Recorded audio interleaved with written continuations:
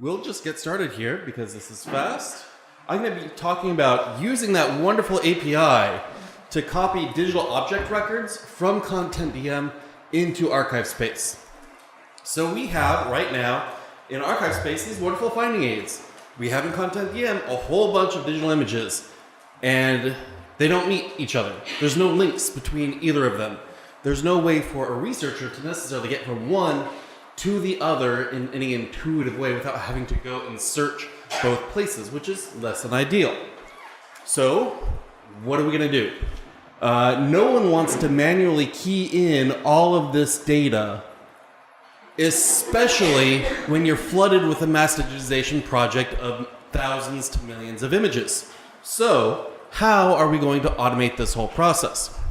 Well, the first thing you need to do to connect these two, if this will click, is to find common metadata between the two of them. An identifier would be ideal, but these were done by two different departments, both using their own identifiers. So what are we going to do? Well, the only common metadata between them were collection identifiers, titles, and dates, which is, less than ideal, but, you work with what you have and you move on. So let's step forward here. Come on. There we go. So again, scripts, APIs for the win. First thing we do, we query the CONTENTdm API, saying, give me everything that you have, all your digital object records. I'm then again ask the ArchivesSpace API, what do you have that looks like this? Match the collection identifier, match the title as close as you can, and let's check the dates, because how many of you have correspondence incoming this date to that date, this date to that date, this date to that date? Well, yeah, we did. So we're matching dates as well. The search was kind of odd with the dates for us, so we figured it was easier to just give me all the title matches, and we'll sort out the dates using a little bit of programming. So filter results based off of date matches and report, is there anything that is absolutely positive? This is the only thing that could it match? Is there a case where there's kind of similar but not exactly matching? For example, those long lists of correspondences with the odd dates. And is there anything that just has no matches? Usually this happens because it was a restricted folder that wasn't digitized. Okay, fine, report it, move on. You want to see, well, okay, how well did this work? So we did some tests. Formatting is a little bit off right here, but our first test was the Don Arden papers, and there was 268 compound objects matching those folder levels. So we were digitizing by the folder, that's a single digital object. How many of those match? Well, there was 3 of them that didn't match only because there was poor date data entry. Okay, that's fine. We can manually fix 3 records. 1 failed due to a diacritic that was dropped in the copying pasting between ArchivesSpace and CONTENTdm. Again, fairly simple fix. If I only have to edit 4 records manually, and I can get the other 262 records in 7 seconds or less, I'm going to do that. Other tests were more or less successful. Jerry Jackson papers were relatively similar success rate of 94.1. The one thing that got us in our tests was the Sands Hotel public relations records.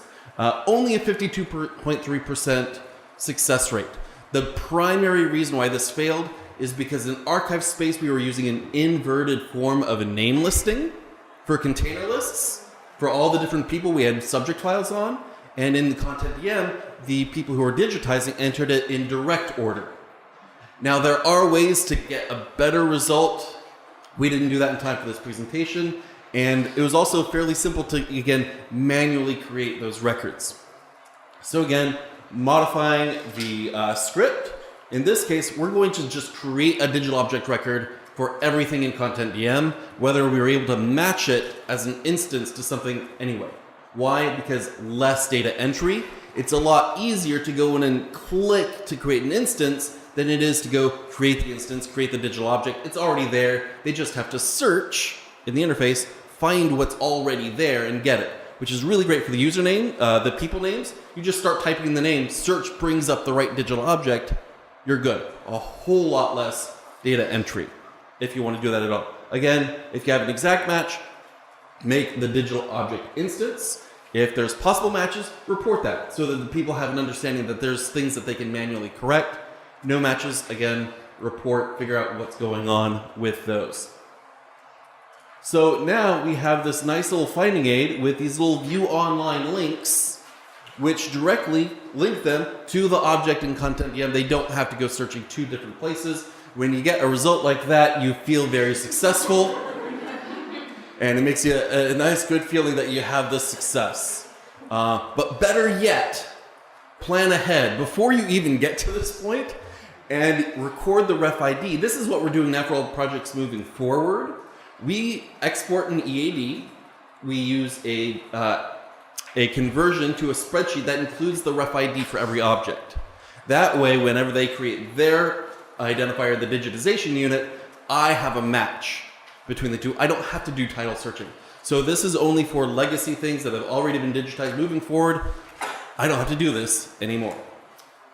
Thank you very much, and I will see you later.